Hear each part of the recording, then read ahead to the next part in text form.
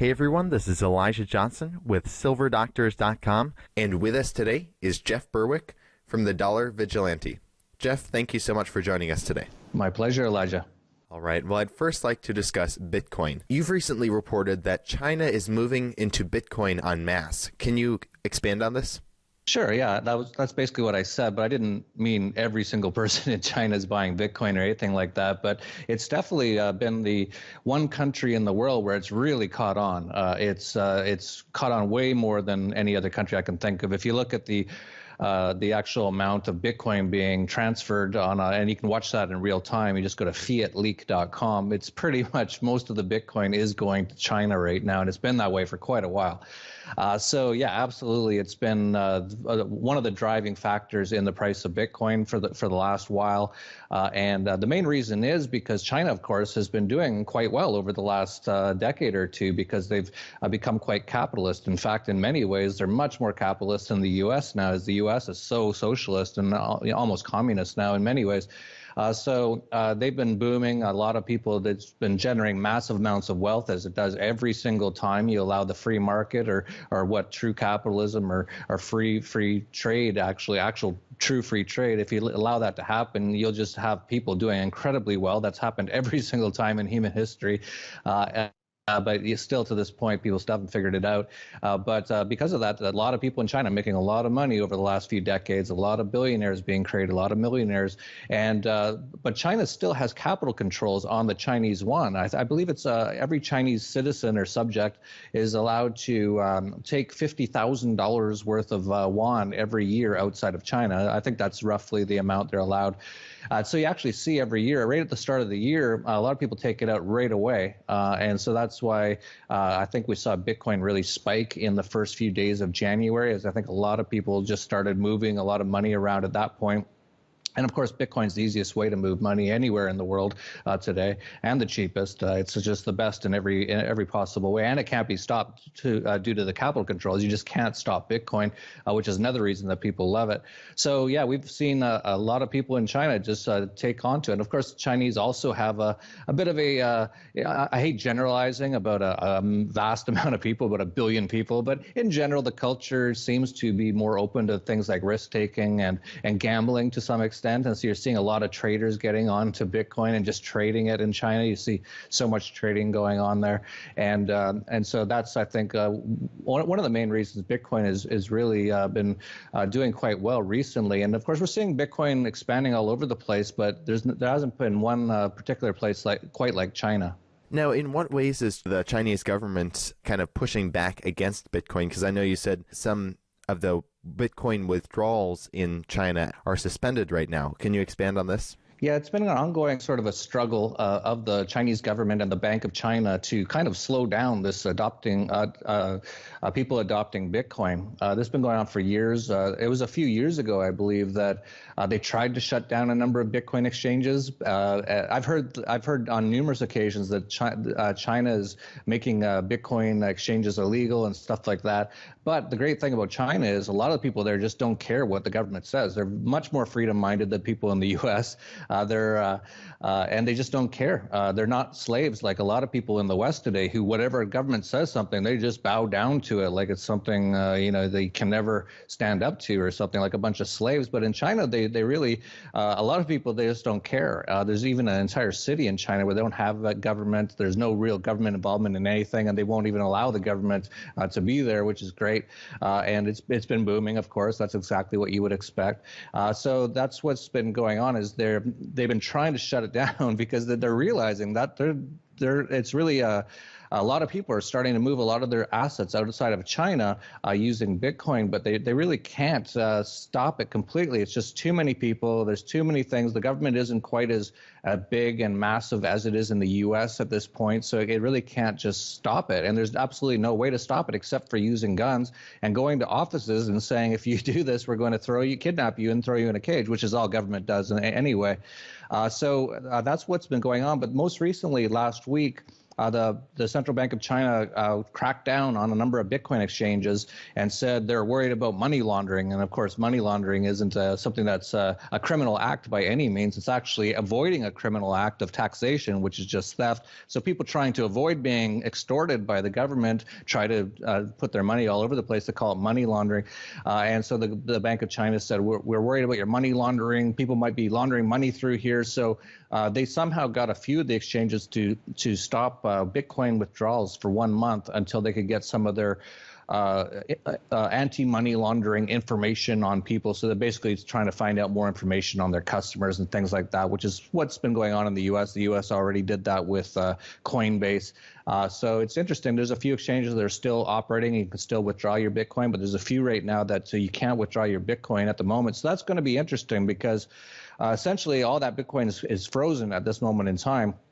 And we'll see what happens if they do lift that ban, which is say it will be a month, which, you can never trust the government. It could be forever, really. But if it's actually let loose in a month, that will be interesting. It'll be a time to watch for Bitcoin just to see what people do, whether they buy more or if they just start selling because they're worried that this might happen again in the future. Now, what about in the U.S.? Has there been pushback by the American government against Bitcoin? And what do you see Trump doing, if anything, about Bitcoin? Yeah, the U.S. has been interesting. It hasn't been too bad. In many ways, it's been Bitcoin has been allowed to operate. Of course, when the U.S. government first found out about it, that was about 2013.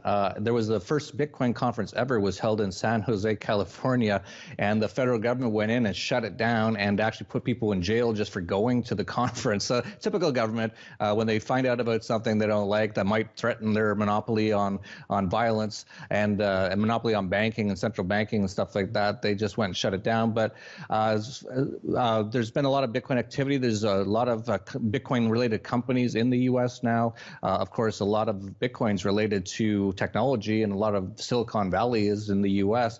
So a lot of the activity is there. So they haven't really shut it down too much. There's been areas like, for example, New York State, which is one of the most fascist, out-of-control, anti-freedom places in the world. They actually instituted something called a bit license. That essentially made it so they put in so many rules and regulations on it that it's almost impossible to operate as a Bitcoin-related company in New York State now. So they basically shut it down that way. That's sort of like a backdoor way to try to slow down the growth of Bitcoin. But in general, you can still operate and you can still trade Bitcoin in the U.S. They're even trying to bring in a Bitcoin ETF now, which if that actually gets approved by the SEC, and of course the SEC is just another criminal government organization, but if they do allow it, that will actually increase the value of Bitcoin, in my opinion, dramatically. Not even 100% or 200%, but much more, because it will make it so much easier for people to actually get exposure to the portfolio in Bitcoin. So it's going to be interesting. But these governments change all the time. That's the thing. You can never trust the government. So, all it takes is one guy getting a payoff from somebody, and then he institutes a law and stuff like that. But as of right now, Bitcoin is not being cracked down very much on in the U.S., and so that's good. Every country is different, as I pointed out. I think Bitcoin's illegal in Thailand right now. I think it's illegal in Venezuela. It's a lot of the places where they have the worst sort of capital controls issues where they really try to crack down on it. Now, looking at the Bitcoin charts, Bitcoin is actually close to its all-time high. It's right now around 1,000, and its all-time high, it looks like it was a little below 1,200. So what is your perspective on where Bitcoin is heading in the future? Because I think you've talked about this before, and you think that Bitcoin is headed much higher. Yeah, absolutely. As I mentioned, if this ETF can get approved by the SEC, it will go exponentially higher. Not immediately, but over the next couple of years, because the main issue with Bitcoin is that a lot of people still don't understand it. A lot of people are starting to catch on that they should probably start using it. They should have some exposure to it. But it's not super simple still to understand Bitcoin. And of course, most people have gone to government indoctrination camps for 12 years, and so that's where they got educated, and they're not really capable of thinking very well anymore. So it's really hard for people to even understand how to use Bitcoin. But of course, an ETF would just make it easy. It'd be like buying a stock on a stock exchange, which a lot of Americans are used to or know how to do that, or even their money managers or their mutual fund manager, whoever could then buy it. So that will be interesting. Of course, the adoption of Bitcoin just continues to expand. The usage of Bitcoin just continues to rise. So that's really what it takes for Bitcoin to continue to go up in price. It's all supply and demand. The more that people want Bitcoin, the more it will rise in price. It's just simple supply and demand. The negatives for Bitcoin that could hurt it is it's getting so used now that it's having actually a hard time keeping up with the growth. And the developers who are trying to develop Bitcoin have been slow to adopt new practices to increase the speed of Bitcoin. So we've seen some delays over the last year or so of people transferring Bitcoin. The Bitcoin mining fees, which are the cost the price will cost you to transfer, has been rising. You're seeing like an average price now for a transfer of nearly $1, which is up massively for Bitcoin. It's still absolutely nothing compared to PayPal or banks, bank wire transfer, anything like that, especially if you're transferring large amounts of money. It's absolutely nothing. But it is still, these are concerns. So there's issues. Bitcoin's only 8 years old as of right now. So it is a new technology. There's lots of things that could happen. We could see all this government stuff happening as well. So it's a big sort of, you look at the risk and you look at the reward, but in my opinion, the reward side way outweighs the risk side at this moment in time. All right. Well, I'd like to move our focus now to, a Trump presidency, and Trump has been in office for a few weeks now. What is your perspective on the first few weeks that he's been in office? It's been pretty much exactly what I expected. I actually predicted he would get elected. I could see he had the backing of the global elites. He's not an outsider by any means. Absolutely not. He's an old friend of the Clintons. What was one of the things that he said before he got elected? That he was going to put Hillary Clinton in jail. And then as soon as he got elected, he started saying, oh, no, they're good friends of mine. We've been friends for decades. I golfed with Bill all the time. I would never put them in jail. It's all typical politicians talk. This has happened for centuries. I don't know why people never figure it out. This whole system is just a big rigged system. You're never going to get what, true freedom out of the system, even if that's what people even wanted. I don't even know if people want that anymore.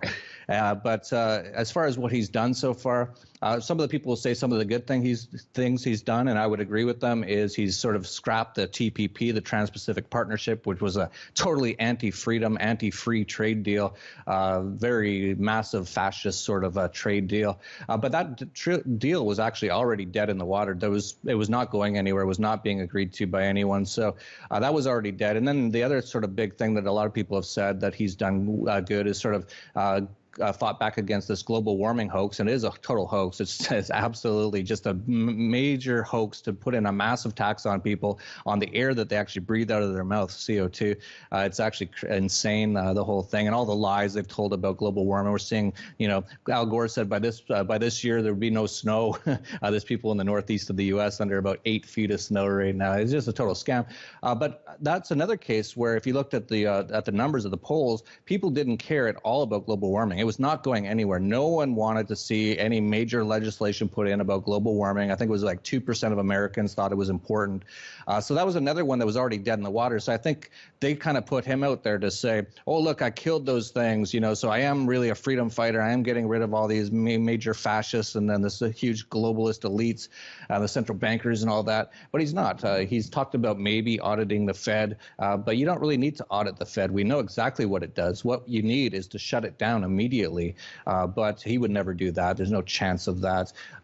He's definitely not closing down the IRS, the biggest extortion racket in the U.S., which extorts many Americans for half the money they make every year. There's no talk about that. So there's no freedom aspect to him at all. He's actually raising the wars. A few of the things he talked about before he got in was how he's going to get rid of a lot of these wars that Nobel Peace Prize winner Barack Obama had started and been involved in all over the world. And he's just increased them. He's sold arms now to Saudi Arabia, one of the biggest terrorist states in the world. So really, I don't see any real change, any significant, important change at all so far. I think it's just the same as Bush, the same as Obama, and now it's Trump. It's just a new name. It's a new orange tinge to it, and that's about it. You've talked about how some of Trump's policy ideas are really just, as you said, silly. For example, building a wall across the southern border. Yeah, absolutely. That's a one big one that so many people really want. We have to crack down on people selling the Americans cheap products that somehow take away their jobs, which totally doesn't. That's crazy. These people don't understand economics at all. And so Trump sort of ran on the thing, well, we're going to build a wall across an entire continent And that will stop it. Of course, it wouldn't. All you need to get over a wall is a ladder, or under it is a shovel. And of course, there's two oceans on either side. So if you have a boat, that's pretty good too. So it's totally just silly to even talk about. But then he said, "Oh, I'm going to make Mexico pay for it." And by that, he means he's going to put a tariff on any Mexican products of something like 20% or something like that. Which all that will do, Mexico's not going to pay for it. That will be U.S. citizens, U.S. customers who pay for it. Anyone who's buying any Mexican products will pay an additional 20%, and that money will go to the U.S. government. Hey, it's another tax. So it's absolutely crazy what they're talking about there. It actually will damage the U.S. economy massively if he follows through on any of this stuff, because all these protectionist policies will just have the ultimate effect of reducing the demand for the U.S. dollar. And by doing that, he'll actually crash the dollar dramatically. But if he does it, Mexico's two biggest products that they import into the U.S. is food and oil. So if he wants to make food and oil 20% more expensive, that'll be interesting. Americans are already paycheck to paycheck. Most of them, most people are just totally just broke in the U.S. now after decades of central bank inflation, massive taxation and regulation that kill all the jobs and industries and everything. So you're seeing just people getting killed by those tariffs, and then they're going to get killed when the U.S. dollar goes down because of this. There'll be less demand for dollars because of it. So then the price of everything else will rise dramatically as well. So we'll see nearly a hyperinflation scenario if Trump follows through with his big plan to help save Americans. All right. Well, Jeff Berwick, thank you so much for joining us today. Now, one last question I was going to ask you is, what do you think the best thing Trump could do with this broken system? Because you've talked about how the system is really broken. You've talked about before how a collapse is inevitable, and Trump has two options. He can either keep inflating, or he can default on the debt and let the system crash. Can you explain these two scenarios and which would be better for the country? Yeah, it has come down to two scenarios, two options. So these are the only two options available right now to Trump or the U.S. federal government, and it's because of the massive amount of debt now. The U.S. has almost $20 trillion worth of debt. That's up nearly 100% from 2008 when Barack Obama first became president. So within the span of 8 years, the U.S. national debt has nearly doubled. That's absolute insanity. No one's talking about this. You never heard that talked about when it was Hillary Clinton versus Donald Trump in the debates or anything. You never hear it talked about on the news, on the mainstream media, the fake news, CNN. They don't talk about any of this stuff. It's the only question that matters. It's the only important thing. When you have $20 trillion in debt, and that's not all of it because there's so many liabilities of money that they've already taken in that they're supposed to spend, things like socialist insecurity, things like Medicare and Medicaid. They've just been taking a lot of that money in, and there's been a surplus in the past. There isn't anymore, but in the past there was, and they just spent it all. So that they actually owe that money to supposedly these systems like Social Security and Medicare and Medicaid, but they have no way of actually paying for it. The U.S. government is bankrupt. The only way to pay for it is to continue printing money. So this is going to end at some point, and the total debt and liabilities is well over $100 trillion now, which if you divide it by 300 and some odd million people in the U.S., that's $250,000 per person of U.S. government debt and liabilities that is overhanging it. So a family of four in the U.S., any typical family of four, just go to Cleveland, Ohio, open the door to a house. If it's a family of four, that's $1 million worth of U.S. government debt and liabilities overhanging that one house. This goes for every single house in the U.S. This is a beyond bankrupt situation, and it's going to end soon. This cannot go on much longer, and the debt just continues to pile up, even under Trump. I haven't seen anything to do with actually really reducing debt much at all. In fact, he's talked about increasing the amount they want to spend on infrastructure and on the military, because, of course, the U.S. military spending more than the next 10 countries after it, their combined military budgets, the U.S. military spends more than that. It's not enough because, of course, if you want to terrorize the entire world, you need more money. You need more than trillions. And, of course, the Pentagon, or the pentagram, as I call it, keeps losing money. The last amount they said they lost was $6 trillion.